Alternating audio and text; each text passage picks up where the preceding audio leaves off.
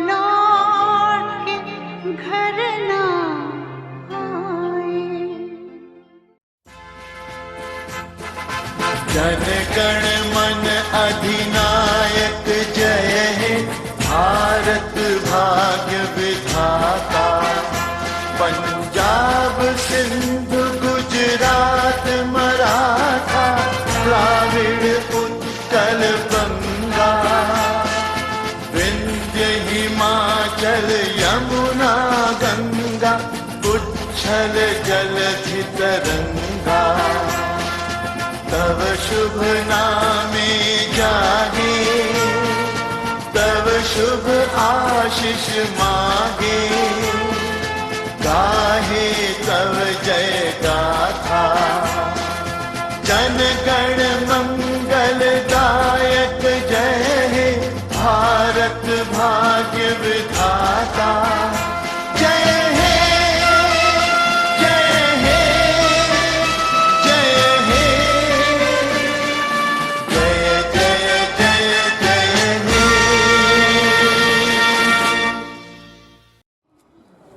मौजूद एसातिज़ा और हरदिल अजीज़ तालिब इल्मों,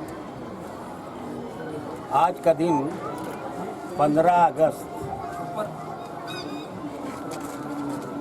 के नाम से जो जाना जाता है, क्यों जाना जाता है?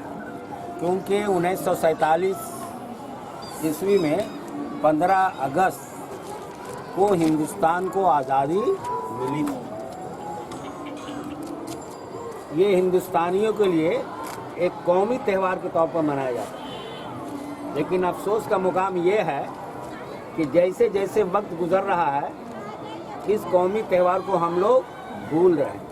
सिर्फ स्कूलों में या कोई अदारों में ही लोग पाबंदी से इस झंडे को लहराते हैं और उसको मनाते हैं।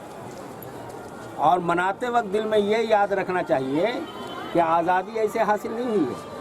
इस आज़ादी को हासिल करने के लिए हमारे बहुत से हिंदुस्तानी भाइयों ने काफ़ी कुर्बानी दी है।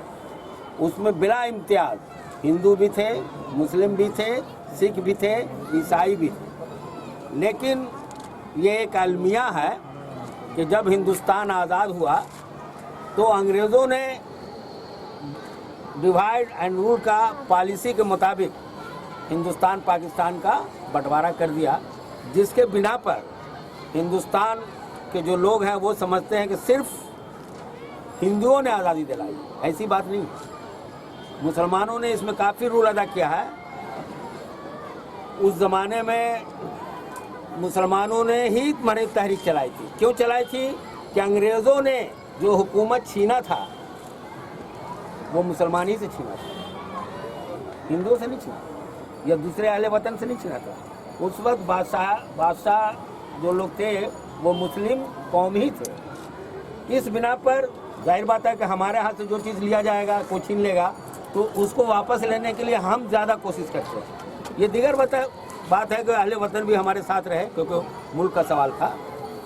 बहरहाल, तो ये अगर कोई कहता है कि नहीं ये आज़ादी सिर्फ एक कौम ने ली है, लेकिन नहीं, यहाँ जितने कौम के लोग थे, चाहे वो हिंदू हो, मुस्लिम हो, सिख हो, ईसाई हो, सबों ने अपने मादरे वतन के लिए कुर्बानी दिया है।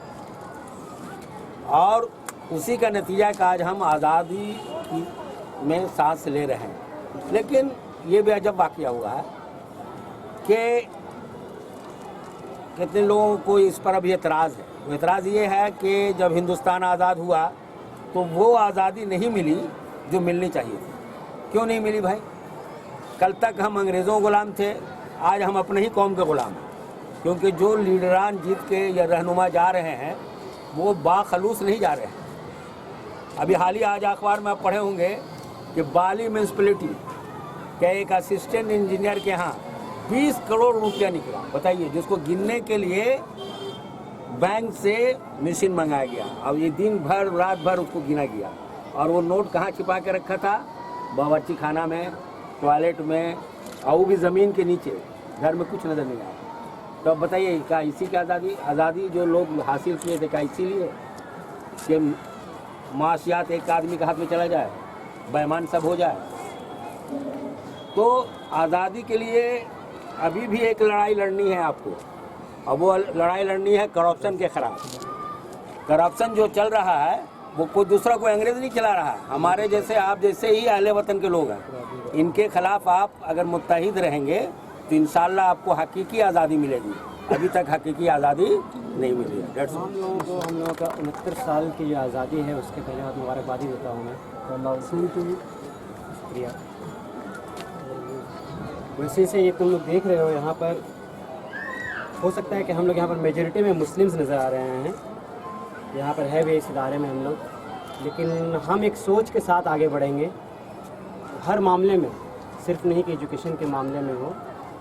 हम लोग सोसाइटी में रह रहे हैं वहाँ पर भी, घर में रह रहे हैं हम वहाँ पर भी, कॉलेज में रह रहे हैं वहाँ पर भी, ट्यूशन में रह रहे हैं वहाँ पर भी, कोलकाता में रह रहे हैं वहाँ पर भी, बाहर में रह रहे हैं वहाँ पर भी। दो चीज़ें हमें मिटानी हैं।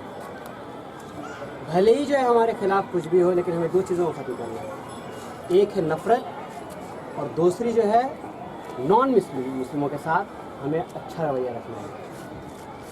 वो ये नहीं देखने जाएगा कि मतलब क्या कर रहे हैं, बाद में वो ये समझेगा कि हाँ वो उसकी किताब में क्या लिखा हुआ है क्या नहीं लिखा हुआ है, लेकिन वो पहले हमारे अमल से वो खुश होगा, उसके बाद ही जा कर के वो समझेगा कि हाँ ये मुस्लिम्स है, नहीं उसने मेरे साथ ऐसा किया, नहीं उसने मेरे साथ ऐसा किया।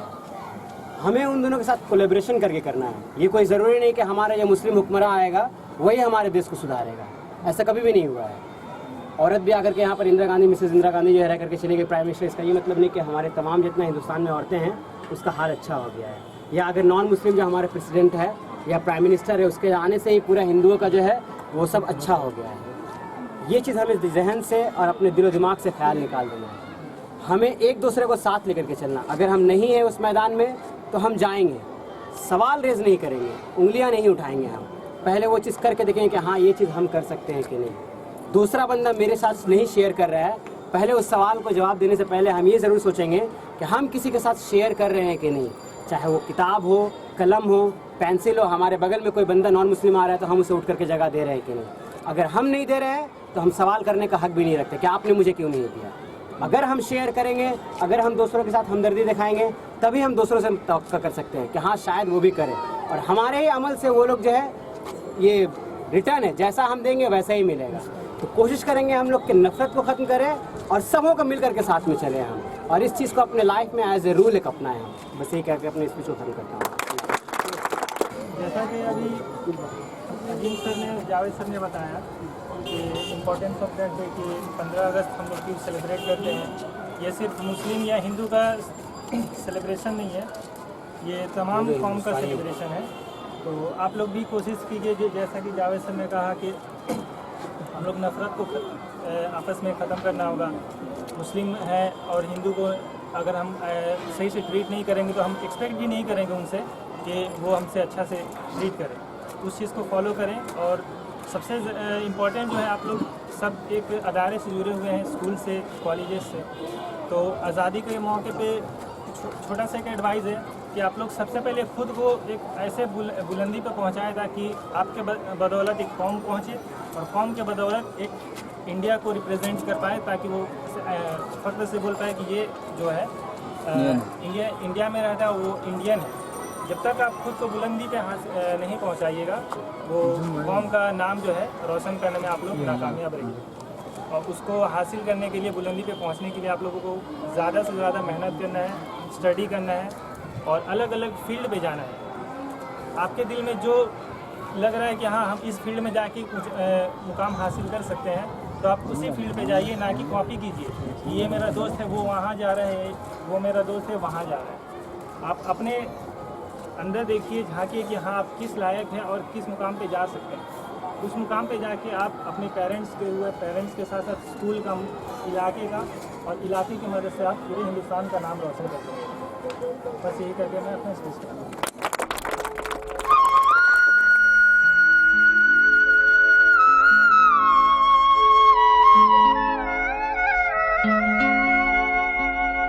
सारे जहां से अच्छा हिंदुस्तान हमारा, सारे जहां से अच्छा हिंदुस्तान हिंदुस्तान हमारा, हम बुलबुलें हैं इसकी,